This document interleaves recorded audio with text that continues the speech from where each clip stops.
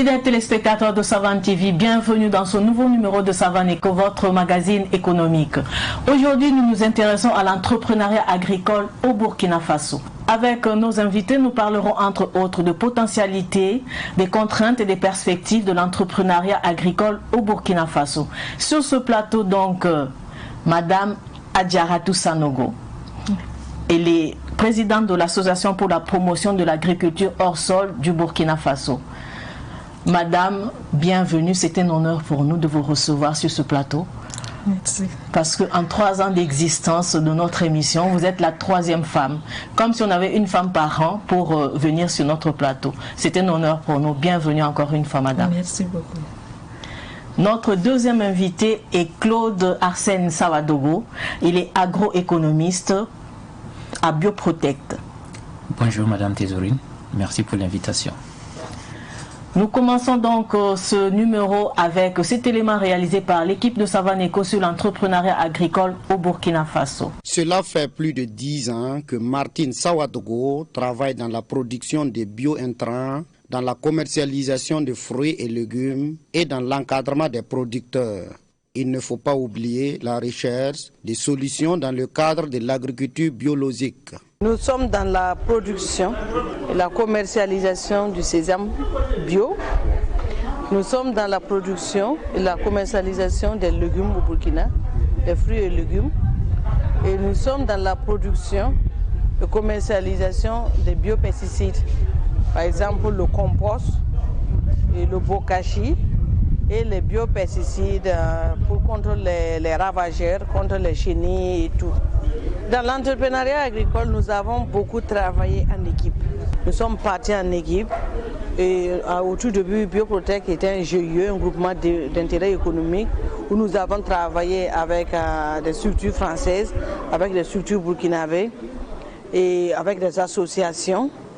Aujourd'hui, nous sommes à SAS. Il y a le GIE reste toujours, mais nous sommes à SAS pour promouvoir ce que nous faisons et toujours nous travaillons toujours en équipe.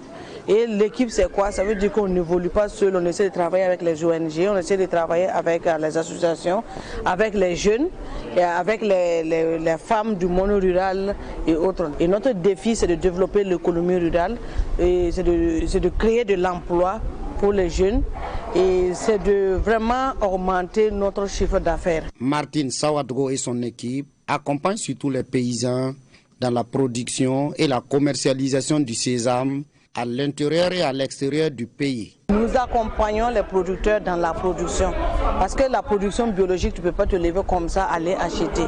Il faut t'investir dans la production, il faut regrouper les producteurs, il faut les former, il faut les accompagner dans l'acquisition des intrants. Voilà, c'est une synergie d'action et les aider à trouver du marché. Quand je prends par exemple le sésame, c'est pour l'exportation, quelques unités de transformation locale. Les fruits et légumes, c'est pour la consommation locale. Les biopesticides, c'est pour la consommation des producteurs. Voilà, pour le moment, c'est le sésame un peu de qualité que nous exportons beaucoup. Il y a un prix mondial fixé, mais nous travaillons avec les producteurs à calculer nos charges. Mais pour vous dire, ça veut dire qu'on a des contrats d'achat de 3 ans, de 2 ans, de 5 ans qui nous garantissent quand même qu'il y a le marché. Et nous maintenant on s'engage dans la production. C'est le prix maintenant qu'on discute au cours de la production. Ça veut dire qu'il y a des usines déjà qui sont prêtes à récupérer, les clients qui sont là et tout. D'autres sont du Burkina, mais ils passent par nous pour exporter. Ça veut dire que j'achète chez nous pour exporter. D'autres, nous, on fait l'exportation directe aussi. Autre site, autre réalité, mais avec des résultats encourageants. Le jeune Zuldas Boblowende Flavien Sawadogo s'est lancé avec succès dans l'entrepreneuriat agricole. Il faut dire que la culture hors sol, pour moi, c'était une passion au départ. Parce que je voulais mettre en exergue tout ce qu'on apprenait de façon pratique à l'université. J'ai mis l'expérimentation au départ chez moi, voilà, dans des pots que je trouvais un peu partout, dans des plats, dans des assiettes. Voilà. Et c'est parti de là, on a essayé de perfectionner le système. quand on parle de la culture hors sol, c'est de cultiver une plante sans que le système racinaire ne soit en contact avec le sol naturel. On peut utiliser la terre que nous trouvons dans les champs de culture traditionnels. Voilà. On peut aussi utiliser les fibres de coco. Ça, c'est surtout dans le système industriel. On peut utiliser de la laine ou encore du coton comme substrat de culture. Ce qui est important, c'est l'irrigation, la fertilisation. Parce que c'est quoi? La différence entre les plantes et les animaux, c'est quoi? L'animal peut se déplacer, mais la plante, elle est fixe. Elle est fixe. Donc tout ce qu'elle a besoin pour son développement, sa croissance, il faut apporter des éléments. Parmi ces éléments nutritifs, on a 18 éléments. Voilà, ces 18 éléments sont fractionnés en macro-éléments et en micro-éléments. Les macro-éléments, on a communément le NPK. Il faut dire qu'en culture hors sol, le rendement est très élevé. Au-delà du rendement, il faut voir la qualité des fruits. Ça ne sert pas de produire en quantité s'il n'y a pas les fruits ne sont pas de bonne qualité. Voilà. Donc en culture hors sol, on arrive à maîtriser tous ces éléments. Si nous prenons le cas par exemple de la tomate que nous cultivons déjà en hors sol, vous voyez que par pied, nous récoltons en moyenne 3 kg de fruits par pied. C'est d'inviter les uns et les autres à vraiment s'approprier de la technologie parce qu'elle nous donne beaucoup d'avantages. Voilà. En termes de gestion de sol, aujourd'hui, il faut dire qu'on est confronté à des problèmes de superficie. Voilà, parce que les uns voulaient s'habiter et les autres aussi voulaient utiliser ces sols pour l'agriculture. Alors qu'avec le système hors sol, sur votre dalle de maison, vous pouvez déjà produire suffisamment. Bon, de quoi, par exemple, avoir des condiments déjà même pour l'échelle familiale. C'est des systèmes qui permettent de réduire la consommation en eau. L'entreprise agricole a des exigences et des contraintes qu'il faut savoir surmonter. De plus en plus, elle n'est plus en contradiction avec l'agriculture familiale. Nous voici de retour sur le plateau de Savanico.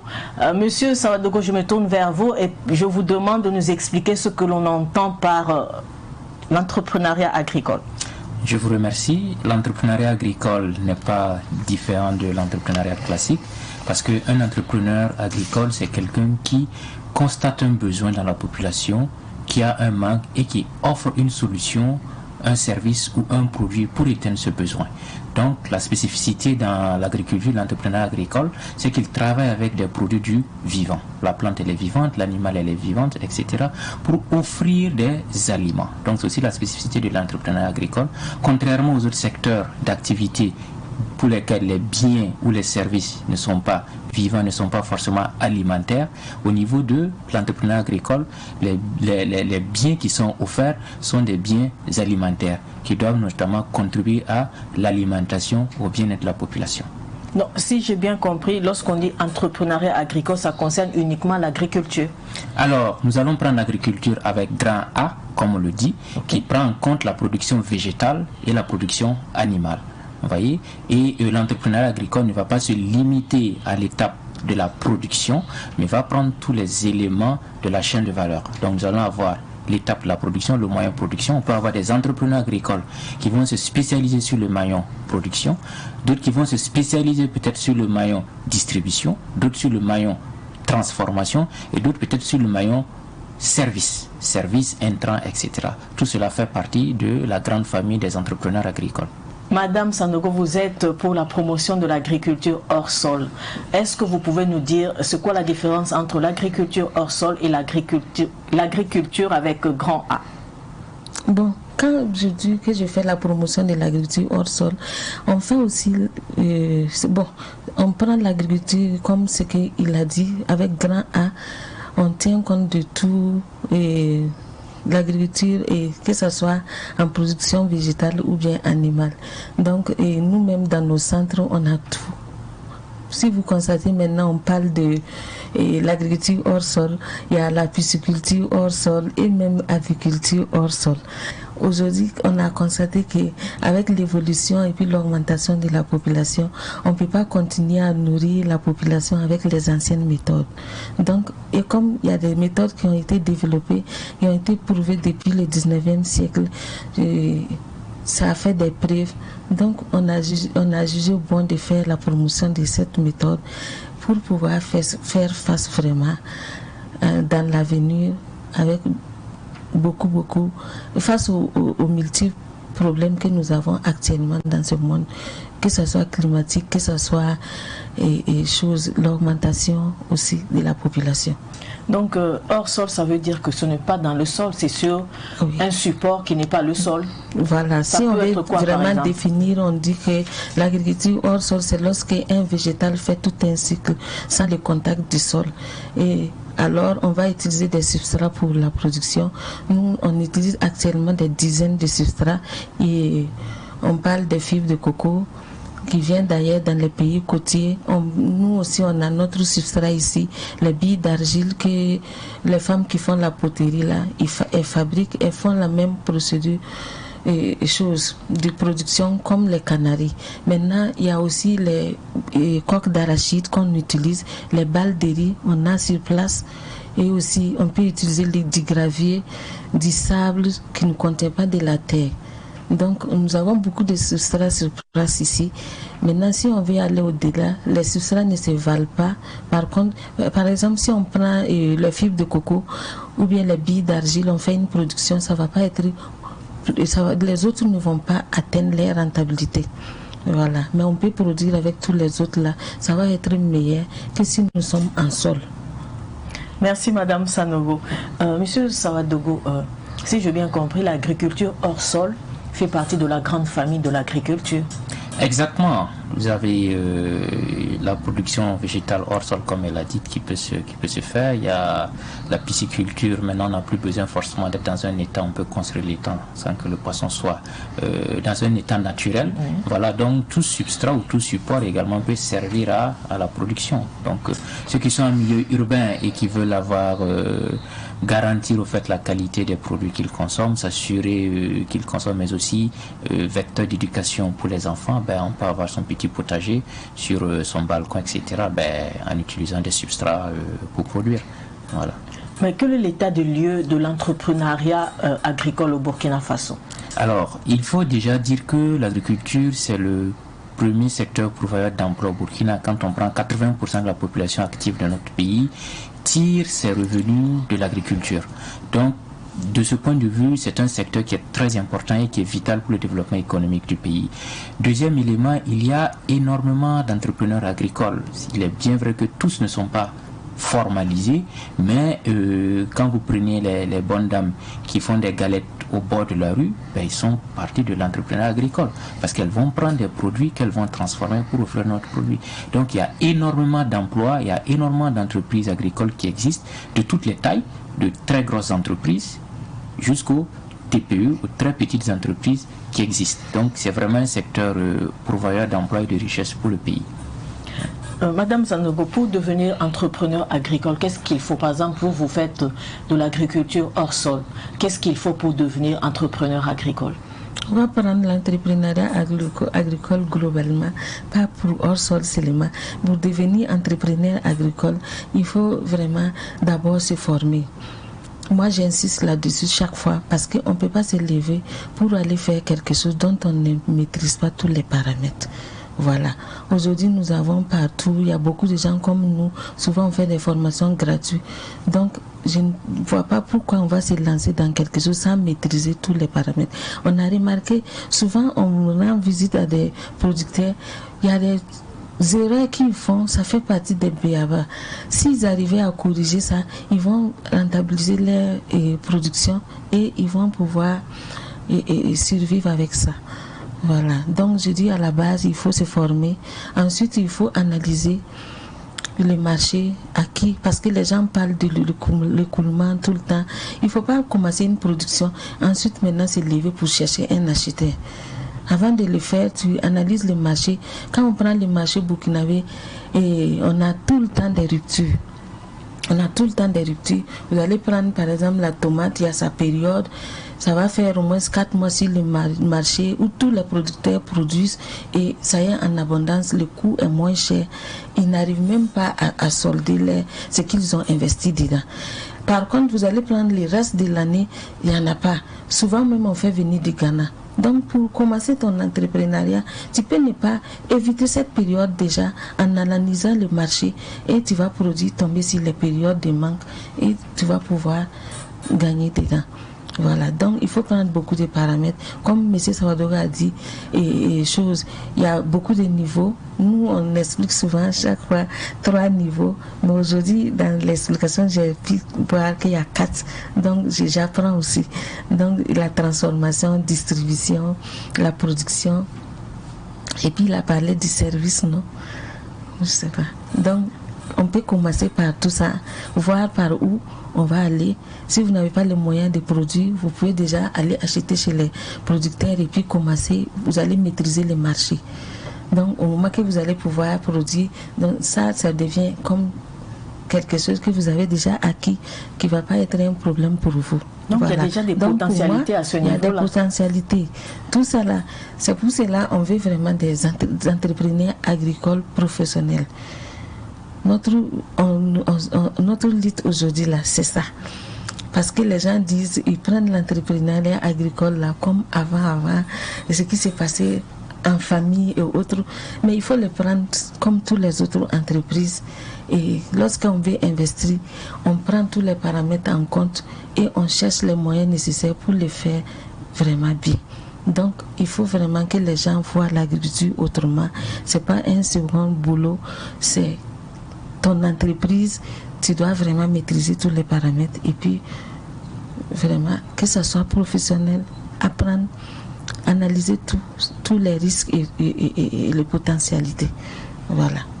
Malgré les potentialités de l'entrepreneuriat agricole, Madame Sanogo vient de le souligner, la population, les gens ne voient pas l'entrepreneur agricole comme étant une personne qui a un métier, qui travaille concrètement. Mais pourquoi cela? Alors, c'est un phénomène psychologique, je dirais, parce que dans l'imaginaire populaire, on vous met à l'école pour que vous deveniez fonctionnaire et que vous soyez dans un bureau. Ça, c'est dans la tête des gens, c'est le schéma normal des choses. Donc, on ne vous met pas à l'école pour que vous reveniez pour travailler à la terre. Donc, ce qui fait que tous ceux qui se lancent dans l'entrepreneuriat agricole sont parfois perçus comme des gens qui ont échoué, parce que actuellement la majeure partie des gens sont agriculteurs par défaut et non agriculteurs par métier. Voyez. Donc le fait de faire de l'entrepreneuriat agricole, dans l'imaginaire des gens, vous avez échoué. Au lieu, vous n'êtes pas dans un bureau, vous n'êtes pas en costume, cravate, etc., etc. Donc les gens ne le prennent pas vraiment comme un métier à part entière ou un métier noble. Et comme elle vient de le dire, c'est une entreprise comme les autres. Souvent, c'est parce que quand j'ai des petits fonds, je vais dire, je vais m'acheter une ferme et puis je vais faire de l'entrepreneuriat. Non, ça nécessite qu'on s'investisse, pas qu'on mette justement nos économies, ou du moins le surplus qu'on gagne, mais qu'on y consacre de temps, qu'on pense stratégie, qu'on pense développement comme une entreprise, parce que j'ai dit l'entrepreneuriat agricole, c'est une entreprise comme toute entreprise qui a ses règles de fonctionnement, qui est régie par le marché, qui est régie par des normes de qualité, et pour se développer, il faut vraiment y aller à fond, tout en justement en ayant les outils nécessaires au bon fonctionnement d'une entreprise. Peut-être que les gens, lorsque les gens ne prennent pas en considération l'entrepreneuriat agricole, c'est peut-être parce qu'ils ne connaissent pas son importance dans l'économie. Madame Sanogo. Bon, je ne dirais pas que les gens ne connaissent pas son importance parce que tout le monde mange déjà. Et quand tu manges, tu dois te rappeler d'où ça vient. Donc, c'est les agriculteurs. Donc, déjà, ça peut être par ignorance, sinon, tout le monde doit être au courant de ça maintenant. Et maintenant, on dit, les données dans l'avenir montrent que il y aura en tout cas plus de millionnaires dans l'agriculture que les autres domaines dans les années à venir. Ils ont précisé même d'ici 2025. Donc il faut vraiment que les gens se réveillent. Et moi je dis toujours, il ne faut pas concurrencer les autres dans les domaines où ils maîtrisent, où ils sont en avance plus que vous. Moi, je pense que Dieu est tellement juste. Il nous a donné chacun sa part. Et je pense que la part de nous, les Africains, ce n'est pas les industries, c'est la terre, c'est l'agriculture. Donc, que chacun vraiment se réveille et qu'on arrive vraiment à être des producteurs professionnels, à pouvoir produire et jusqu'à la fin des produits vraiment qui sont à la hauteur, qui peuvent aller sur d'autres marchés. Voilà. Vous avez évoqué tous les deux, d'ailleurs, vous avez évoqué la barrière psychologique qui empêche l'entrepreneuriat agricole de se développer, d'être bien perçu par la population.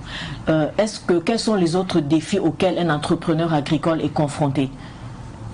Bon, on a parlé de l'écoulement, ça fait partie. Maintenant, il y a les problèmes où il y a des risques en agriculture. Maintenant, dans notre cas, vraiment, si vous voyez vraiment que nous faisons la promotion de l'agriculture, hors sol, sous serre, c'est comme si on a identifié les problèmes et qu'on a apporté des solutions et on a pris des précautions pour ne plus avoir ce genre de problèmes. Quand on prend un agriculteur, souvent il va faire sa production et à un moment donné, l'eau de la pluie va passer, on ne sait où, qui va venir tout prendre parti. Ou bien il y a les insectes qui vont venir tout ravager, tout ça là. Mais on peut trouver des solutions pour tout ça bien avant de se lancer dans la production. Et comme je le disais, c'est ça l'entrepreneuriat agricole. Et vraiment, ça nécessite vraiment d'être vu comme toute autre entreprise. Voilà. Monsieur Sawadogo, quel autre défi auquel un entrepreneur agricole est confronté?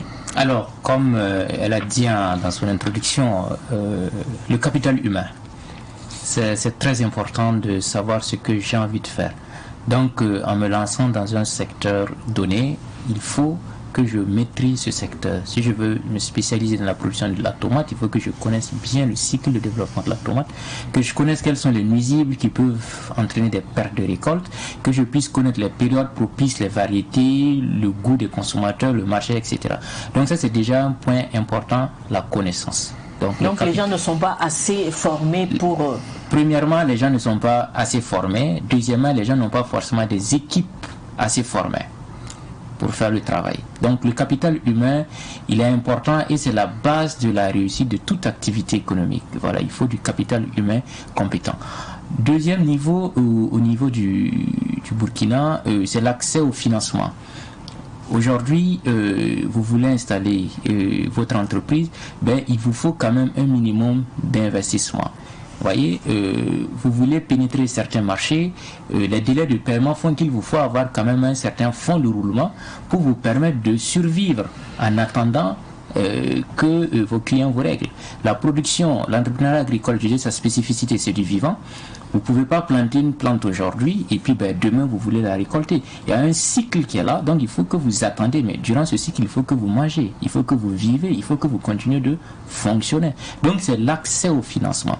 Et vu que l'agriculture actuellement est un secteur risqué entre griffes, les institutions financières, jusqu'à présent, malheureusement, ne veulent pas ou sont réticents à financer le secteur agricole. C'est vrai que les pouvoirs publics, les autorités prennent des initiatives pour justement faciliter l'accès au financement du secteur agricole, mais la réalité fait que c'est toujours difficile pour les agriculteurs d'avoir accès à des financements adéquats pour financer le secteur agricole. Donc ça, c'est un autre niveau de difficulté. Ensuite, il y a l'accès à la terre. L'accès à la terre qui est également un niveau de difficulté. Vous savez qu'aujourd'hui la question du foncier est une question qui fait couler beaucoup d'encre de salive. Voilà, sécuriser sa terre pour pouvoir travailler, parce que ce sont des investissements. Que je sois en production hors sol ou que je sois en production directe sur le sol, je suis obligé de faire un minimum d'investissement. Donc tant que je n'ai pas la certitude que le terrain sur lequel je fais des investissements, je vais rentabiliser, amortir mes investissements, évidemment, je serai toujours dans une agriculture de subsistance et je ne vais pas aller vers une agriculture qui sera beaucoup plus productive et donc beaucoup plus, en termes de coûts de production, de rendement, de bénéfices beaucoup plus important. Vous voyez, ça c'est également ça. L'autre élément, c'est l'aspect, elle a abordé l'aspect des débouchés. Moi, je l'enveloppe sous l'aspect qualité de façon générale.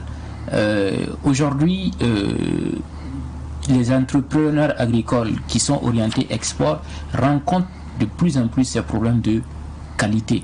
Parce que, contrairement à nos marchés où nous sommes très peu regardants sur certains aspects de qualité, à l'export, les gens sont très regardants sur les aspects qualité. Donc les aspects du résidu de pesticides vont revenir. Est-ce que vos produits ont des résidus de pesticides qui respectent ou qui correspondent aux normes de l'OMS, etc. C'est des questions qu'il faut voir. Est-ce qu'en termes de qualité sanitaire, les salmonelles, les Escherichia coli, etc., est-ce que vos produits respectent cela? Malheureusement, nos entreprises n'intègrent pas suffisamment ces aspects, et ce qui fait que lorsqu'on arrive sur certains marchés, notamment les marchés internationaux, on est moins compétitif que justement les autres pays. Voyez, donc c'est autant de difficultés auxquelles les entrepreneurs agricoles doivent faire face, sans oublier la spécificité du produit agricole qui est un produit vivant, je disais tout à l'heure. Donc vous plantez, la semence elle peut être contaminée, donc vous allez avoir des problèmes durant le cycle de production, quelles qu'en soient les précautions que vous allez prendre. Voilà, si vous êtes la pression parasitaire, elle peut être là, les aléas climatiques peuvent être là. Voilà, donc il y a autant de facteurs qui peuvent faire que la production agricole, si vous ne maîtrisez pas, elle peut justement tout de suite tourner en délusion. Vous avez parlé de la qualité des produits. Dans l'élément que nous avons suivi tout à l'heure, il y a Mme Sawadogo qui disait que sa structure formait les gens, formait les agriculteurs afin que, qu'ils sachent comment produire et comment prendre en compte la qualité. Est-ce que ce n'est pas déjà une piste de solution pour ce problème? Exactement. Il faut amener les producteurs et tous ceux qui interviennent dans la chaîne, depuis l'étape production jusqu'à l'étape commercialisation, à avoir un point d'honneur sur la qualité. Parce que, in fine, c'est ce qui va déterminer la valeur du produit. Donc, si nous produisons en quantité et la qualité n'y est pas, forcément nous allons nous retrouver avec des invendus où nous serons obligés de brader les produits que nous offrons. Donc c'est important que tous les acteurs de la chaîne soient formés sur les schémas de qualité pour assurer in fine un produit fini de bonne qualité. Voilà, qualité autant bien nutritionnelle, autant bien l'aspect visuel, autant résidus de pesticides, etc. Voilà. Monsieur Sawadogo a tantôt abordé, il a parlé de l'accès au financement comme défi, comme contrainte que les entrepreneurs agricoles rencontrent. Madame Sawadogo, est-ce que vous, en tant qu'entrepreneur agricole, est-ce que vous avez fait face à cette difficulté? Je confirme, c'est la réalité. Si je ne vais pas trop parler, depuis que moi j'ai commencé, je travaille sous fonds propres. Je travaille sous fonds propres jusqu'à présent. Mais pourquoi ce fonds propre?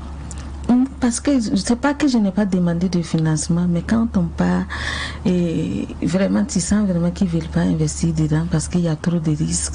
Ils vous posent des questions, vous pouvez garantir que ça va marcher, ça va être ça. Bon, je pense qu'avec nos preuves maintenant, les gens vont comprendre qu'on a évolué, on peut investir dans l'agriculture et puis s'en sortir. Voilà. Mais il y a la Banque nationale de l'agriculture quand même qui a été ouverte. C'est pour les entrepreneurs agricoles, si j'ai bien compris. Le problème des banques, quand vous voyez que ces banques, quand vous allez arriver, comment demander à quelqu'un qui cherche des financements pour entreprendre, construire sa vie, on va lui demander des garanties vraiment qu'il n'en a pas. Donc tout ça là, ça pose des problèmes. C'est le problème de tous les entrepreneurs, ce niveau-là. Parce que quand tu vas arriver pour prendre un crédit, on te demande des garanties que tu n'as pas. Il faut retourner pour aller travailler avec tes moyens, c'est tout. Vous voyez.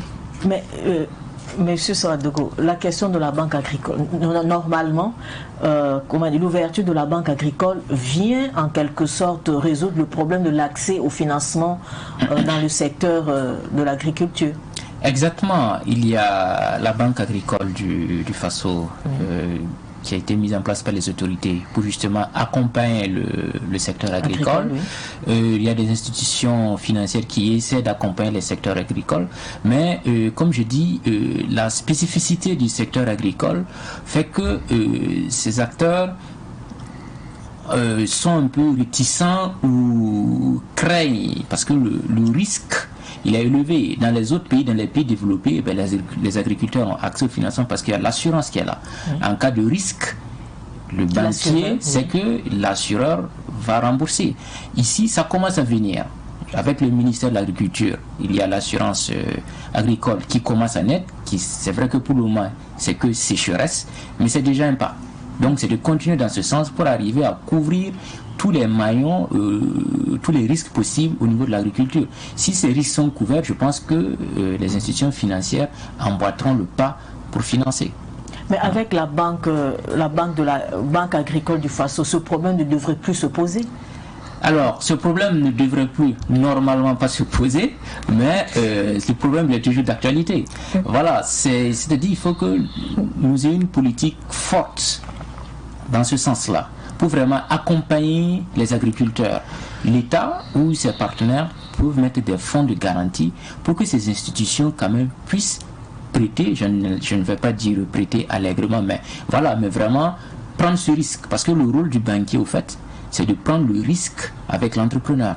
Mais malheureusement, dans notre pays, la plupart des banques, je m'excuse de le dire, se comportent souvent comme des caisses. On veut justement des intérêts, on veut que vous épargnez, on veut des intérêts, mais on ne veut pas prendre le risque avec l'entrepreneur. Alors que le rôle du banquier, c'est de prendre le risque avec l'entrepreneur pour pouvoir justement se faire payer correctement. Voilà. Donc l'État peut justement à travers la législation, à travers des fonds de garantie, permettre justement à ces banques de prêter beaucoup plus facilement aux acteurs du secteur agricole, voilà, sans vraiment craindre de perdre l'investissement qu'ils sont en train de mettre. Autre chose qu'il faut ajouter, c'est que les agriculteurs aussi, ou les entrepreneurs agricoles, ils ont la réputation d'être des mauvais payeurs. Ça aussi c'est un fait, parce que dans le passé, encore une fois, je m'excuse de le dire, il y avait des clivages politiques. Je fais partie d'un bord politique, je prends le prêt, bon, même si je ne rembourse pas, du fait que je fasse partie du parti, ben, rien ne se passe. Il y a beaucoup d'institutions financières qui ont aujourd'hui beaucoup d'impayés, d'entrepreneurs agricoles ou de producteurs qui ont pris beaucoup de prêts, qui n'ont pas investi comme il se devait dans le secteur et qui n'ont pas remboursé. Donc, un instant, monsieur Saoudoko. Donc, vous avez entendu, madame Sandoko, vous avez entendu monsieur Saoudoko qui dit les agriculteurs sont de mauvais payeurs. Est-ce que ce n'est pas à cause de ce comportement, ce n'est pas la cause, comment dire, principale, mais est-ce que ce n'est pas l'une des causes qui fait que les établissements banquiers refusent de prêter de l'argent au secteur agricole? Il a parlé au passé. Parce que nous, actuellement, je pense qu'on a compris la leçon et on se bat on a fait des preuves. Il y a beaucoup d'agriculteurs aujourd'hui vraiment qui arrivent à s'en sortir. Donc, ils n'ont qu'à revoir le système pour que nous arrivions vraiment à produire comme il faut. Mais est-ce qu'au niveau de votre association, vous êtes président de l'association pour la promotion de l'agriculture hors sol, qui fait partie de l'agriculture avec grand A? Est-ce qu'il y a des membres de votre association qui ont approché des établissements bancaires et ont obtenu un prêt? Non, pas du tout. C'est tout dernièrement quand nous avons décidé d'aller vers faire autre chose pour prendre au nom de l'association et que les membres bénéficient. Donc je suis sur la voie, on est en train de poursuivre ça. Maintenant, à côté de ça, on ne va vraiment pas dire que nous n'avons pas assez de soutien, mais parce que le ministère de l'Agriculture, moi personnellement, cette année, je ne fais pas trop parler parce que mon association a bénéficié des fonds, des installations de forage et tout son équipement et puis l'irrigation pour nous permettre de produire. Donc déjà, on a eu ce soutien. Et je dis vraiment merci à l'État, merci au ministre de l'Agriculture pour tout ça. Donc, ça s'améliore. On espère vraiment que ça va aller dans les années à venir. Voilà. Mais il a aussi parlé de l'accès à la terre avec ce problème de foncier et tout. Comment est-ce que vous, à votre niveau, vous pouvez vous arriver à aller au-delà de cette problématique? Oui, c'est à cause de tout ça là qu'aujourd'hui, mon association, nous faisons la promotion de l'agriculture hors sol. Parce que quand on prend relativement les choses, la quantité de l'espace qu'il faut utiliser par rapport à la culture conventionnelle et puis hors sol. C'est 30 mètres carrés en hors sol qui va donner une rentabilité qui va correspondre à 4000 mètres carrés en sol. Vu que la population va s'augmenter, dans les prévisions, je vois qu'en 2050, ça va doubler. En 2016, on était autour de 14 millions. Aujourd'hui, nous sommes à plus de 20 millions d'habitants. Et dans l'avenir, en 2050, on va arriver à plus de 40 millions d'habitants. Et quand vous regardez aujourd'hui les villes, il y avait des villages autrefois terres cultivables, aujourd'hui qui sont en train d'être des terres d'habitation. Donc, pour résoudre ce problème-là, moi je pense que la solution, c'est la culture hors sol, où on peut mettre les plantes là où nous voulons, même faire des rideaux sur les murs pour produire. Et en même temps, on peut pratiquer l'agriculture urbaine avec ça, qui va lutter contre la pollution et tout. Donc déjà, moi je ne dis pas que je ne suis pas d'accord avec la culture conventionnelle, puisque j'ai mon école. Dans le programme, il y a l'agriculture hors sol, il y a l'agriculture conventionnelle, production bio des pesticides et d'engrais et autre chose. Donc ça veut dire que je prends tous les paramètres, mais je pense que la solution, c'est ça dans l'avenir. Trouver des moyens pour utiliser moins d'espace pour l'agriculture, qui va donner plus aussi dans la production. Voilà. Mais le problème de l'accès, non, ça existe parce que j'ai beaucoup de gens. Aujourd'hui, les gens me contactent, surtout les Burkinabés vivant en Europe. Ils veulent rentrer, ils veulent des terrains pour cultiver, mais je pense que tout le monde ne peut plus rêver d'avoir les 20 hectares, les 100 hectares et autres. Voilà, parce que j'ai tourné beaucoup. Avant, on pouvait trouver facilement. Mais maintenant, quand tu veux un terrain, là, pour avoir même 5 hectares coulés, ça devient compliqué. Il faut vraiment qu'on adhère et qu'on arrive à produire, utiliser moins d'espace et puis avoir plus de rentabilité. Le problème de l'accès à la terre, est-ce qu'il est pareil que chez les femmes et chez les hommes, ou bien les femmes sont plus concernées, ou bien c'est pareil pour les deux? Dans les villages, dans la tradition, il y a des cultures qui disent que la terre appartient aux hommes parce que la femme va se marier. Il y a ce problème-là. Mais il y a aussi quand tu t'élèves aujourd'hui que tu vas aller payer ton terrain et un homme aussi s'élève, c'est la même chose que vous allez rencontrer. Hormis ce que je viens de citer, c'est comme ça. Vous allez payer. Je ne vois pas où il y a la différence, quoi. C'est les mêmes procédures et tout. C'est comme ça.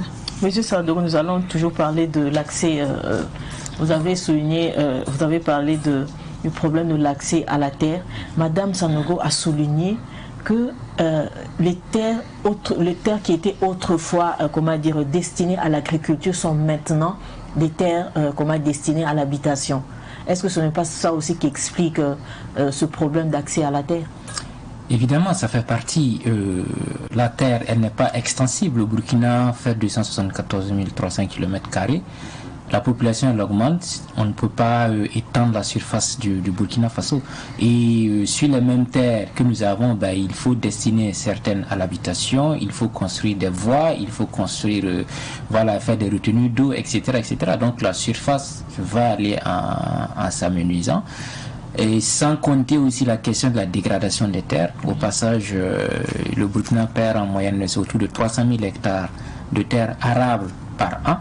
Donc, ce sont des contraintes, des objectifs qui sont là et qui limitent justement l'accès à la terre et à la production agricole, au développement de l'entrepreneuriat agricole. Donc, il faut que nous allions vers des logiques d'intensification de la production. Voilà, on peut vraiment intensifier la production. Le système hors sol est un modèle d'intensification de la production agricole, mais on ne va plus se contenter d'avoir des rendements qui sont en deçà des rendements potentiels. Quand nous prenons la production agricole aujourd'hui, la plupart des agriculteurs ont des rendements qui sont en deçà des rendements potentiels. Donc ça veut dire que nous n'atteignons même pas le potentiel de rendement des semences que nous utilisons. Donc c'est comme si nous sommes peu performants, par rapport au potentiel de la production. Donc il faut vraiment aller vers cette intensification-là. Et cette intensification, elle va passer par la disponibilité des facteurs de production. Donc la maîtrise de ces facteurs de production, l'eau par exemple, qui est le premier facteur de production de l'agriculture, pour que l'eau ne soit plus un aléa pour l'agriculteur, qu'il soit en production hors sol ou en production sur sol, en saison sèche ou en saison humide, qu'il puisse maîtriser l'eau qu'il apporte sur son champ. Ça, c'est le premier facteur. Si nous arrivons justement à régler cette question d'eau, on aura réglé une bonne partie. D'où l'agriculture hors sol, parce que l'agriculture hors sol appelle, à la maîtrise de l'eau par l'irrigation. Tout à fait. Donc, il faut arriver à maîtriser ce facteur de production qu'est l'eau, qui n'est pas une ressource pérenne. Il faut l'utiliser à bon escient, etc. Voilà. Donc, l'accès à la terre, c'est le concours de plusieurs facteurs. Voilà, développement démographique galopante, besoins autres qu'agricoles, etc. Et puis, y compris les besoins agricoles qui font que l'accès à la terre aujourd'hui est problématique. Et comme elle a dit, les hommes aussi rencontrent ces mêmes difficultés. C'est vrai que les femmes sont beaucoup plus exposées. L'homme, par le fait des traditions, peut revendiquer sa portion de terre au niveau de la famille. Bon, voilà, mais s'il est dans une autre localité où il n'est pas propriétaire terrien, il n'est pas autochtone, il est soumis aux mêmes conditions que la femme. Il a les mêmes contraintes pour avoir accès à la terre. Mais vous avez parlé aussi de la dégradation des terres. C'est dû à quoi selon vous? Alors, la dégradation des terres, elle est liée aux activités de l'homme. Quand on regarde aujourd'hui, nous polluons énormément. Nous coupons abusivement les arbres, nous utilisons maladroitement les pesticides, surtout les herbicides. Ce sont des facteurs qui vont contribuer à dégrader le couvert végétal. À cela va s'ajouter les aléas climatiques. Vous voyez, aujourd'hui, les pluies sont de plus en plus violentes, donc il pleut vraiment de façon avec force, avec beaucoup de vent, donc il contribue à dégrader le sol. Et nos techniques de production ne prennent pas en compte la régénération du sol. Donc, en fait, nous faisons ce qu'on appelle une exploitation minière du sol. Donc, c'est comme une mine qui est là, qui extrait le minerai sans pourtant remettre. Il y aura un moment où il n'y aura plus de minerai dans le sol. Et la production agricole actuelle, elle est beaucoup plus orientée vers cette exploitation minière du sol. Parce qu'on enlève les nutriments sans pour autant remettre. Donc, à un moment, le sol, il meurt, puisqu'il vit comme vous et moi. Voilà. Madame Sanogo, Monsieur Sanogo a parlé tantôt, des problèmes climatiques qu'il considère comme étant des contraintes pour entreprendre dans le monde, dans le domaine agricole. Qu'est-ce que vous en pensez? Bon, je vais revenir sur la dégradation des sols, puisque je côtoie beaucoup d'agriculteurs, parce que je suis dans le domaine, que ce soit en hors sol ou bien en conventionnel. J'étais en train de discuter avec un monsieur, l'année où il produisait il y a 10 ans, il a dit qu'il lui faut un autre terrain, puisque ce n'est plus rentable. Quand j'ai posé la question, il dit mais c'est comme ça. Quand on utilise les engrais chimiques, les herbicides et autres là, à un moment donné là, la terre ne répond plus. Donc je pense vraiment, et nous devons aussi lutter contre ça. Tu rentres dans une boutique, dans ceux qui vendent les produits de trucs là, dans les boutiques de semences et autres là, souvent même le vendeur même, il n'arrive pas à lire les choses, ce qui sont écrits dessus, et c'est lui qui doit expliquer aux cultivateurs qui va aller appliquer ça. Donc j'ai été face à ça un jour, j'étais vraiment découragée quand j'ai regardé, lui n'arrive pas, quand j'ai regardé le taux qu'il a donné au monsieur qu'il peut appliquer là, ça dépassait vraiment. Donc si vraiment on peut encadrer, que ce soit les revendeurs de ces pesticides et autres là, et aussi les agriculteurs, c'est vrai qu'il y a des encadrements, mais c'est pas assez. Si on arrive vraiment à atteindre ce niveau-là, qu'ils savent utiliser les doses normales, et puis vraiment lutter vraiment contre trop de chimie dans l'agriculture, voilà, faire le maximum pour ça. Je pense qu'on va déjà régler ce problème de dégradation de terre. On n'aura plus besoin d'aller chercher puisqu'on en a déjà. Et en ce qui concerne les problèmes climatiques, bon, quand on regarde de nos jours, on ne sait même pas quand la pluie va commencer, quand ça va se terminer. Et vraiment, les vents et autres qui sont des choses associées qui peuvent détruire même des productions. Bon, c'est ce que nous on dit. Et je suis allée une fois pour payer de l'haricot vert, on me dit que c'est pas sa période parce que c'était en saison de pluie. Il faut maintenant qu'on arrive ne plus se fier à ces climats et qu'on arrive à gagner d'autres méthodes qui vont nous permettre vraiment de produire ce que l'on veut toute l'année. Et l'utilisation de l'eau aussi en petite quantité dans les productions. Déjà comme on a dans notre... Je pense que ça peut marcher en conventionnel parce que c'est des études qui ont été menées où on a défini que les plantes ont besoin de tels millilitres d'eau par jour. Donc je pense que si on le sait déjà, on doit pouvoir apporter ce qu'il faut et non envoyer 10 fois plus que ce que l'arbre et les plantes ont besoin et il reste gaspillé à côté. Voilà. Monsieur Sawadogo, l'entrepreneuriat agricole a quelle chance pour se développer parce que nous sommes dans un milieu où les gens ne sont pas habitués à avoir un entrepreneur agricole. Quelles sont ses perspectives de se développer pour atteindre son, son potentiel, oui.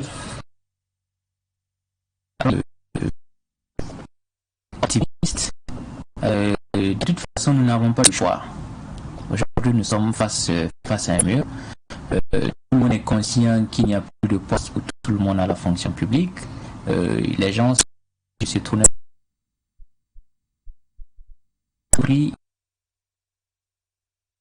pour accompagner et orienter les jeunes à aller dans la dimension entrepreneuriale. Donc pour moi, il y a beaucoup de chances de succès parce que, comme elle a dit, nous sommes tous autant obligés de manger. Que nous soyons riches ou pauvres, passer une journée entière sans manger, je ne pense pas que c'est le rêve de quelqu'un. Donc nous sommes tous obligés de manger. Donc pour ce faire, il y a déjà un marché potentiel qui est là. Donc le Burkina fait un peu plus de 20 millions d'habitants, donc ça fait 20 millions de consommateurs et 20 millions de clients potentiels. Voilà. Deuxièmement, comme elle a eu à le dire, nous avons des productions qui sont cycliques, qui se font de façon saisonnière. Oui. Donc, cibler la bonne période pour offrir le produit, ça permet de rentabiliser et de maximiser les gains qu'on peut avoir. Donc, voilà. Donc, les jeunes, de plus en plus, s'intéressent à ce volet agricole à travers justement les TIC, etc. Arriver à faire cette question entre les TIC et l'agriculture, à réduire la pénibilité du travail. Voilà, parce que ce qui rebute davantage les gens dans l'agriculture, c'est la pénibilité du travail. Il y a de petites machines pour travailler sur des surfaces respectables, etc., etc. Ça, c'est des éléments qui vont favoriser l'émergence de l'entrepreneuriat agricole. Il y a l'évolution, j'allais dire, de la finance communautaire qui commence à venir. Et c'est vrai que le système de financement classique qui existe, mais il y a aussi d'autres systèmes de financement, le crowdfunding par exemple, qui sont des moyens de lever des fonds. Il y a le fait de se mettre en groupe. Voilà, pour réussir, il ne faut pas aller seul, il faut se mettre, se mettre en groupe. Ça constitue une caution solidaire pour laquelle vous pouvez utiliser pour justement avoir accès au crédit. Il y a les systèmes de warrantage qui sont promus par le ministère qui permettent justement aux agriculteurs aussi d'utiliser ces stocks pour avoir accès à des crédits. Donc voilà, il faut simplement que on ait une législation politique qui soit beaucoup plus favorable, à mon sens, à l'entrepreneuriat agricole. Pour moi, favorable, c'est de voir l'aspect fiscal, déjà, pour que, côté fiscalité, les entreprises agricoles ne soient pas logées à la même enseigne que les autres entreprises, des facilités à l'investissement, des facilités à l'importation de certains biens essentiels à la production. Pourquoi pas une fiscalité verte? Parce que, comme on l'a dit, si je suis producteur, quelque part, je participe à l'équilibre de la population. Parce que si aujourd'hui nous avons une explosion des prix, il risque d'avoir des marches. La population risque de se révolter. Voilà, donc il participe au fait à la cohésion et à la paix sociale. Donc ça, c'est un plus qu'on ne perçoit pas toujours. Les entrepreneurs agricoles, surtout ceux qui sont dans la production végétale, ils vont participer justement à l'amélioration de la qualité de l'environnement. Les plantes absorbent le CO2. Donc ils vont participer à l'amélioration de la qualité de vie. Voilà, donc on peut réfléchir à une fiscalité qui soit beaucoup plus favorable à la question de l'entrepreneuriat agricole pour justement permettre de booster ces entreprises-là et ces jeunes qui veulent se lancer pour qu'ils soient beaucoup plus compétitifs et beaucoup plus performants.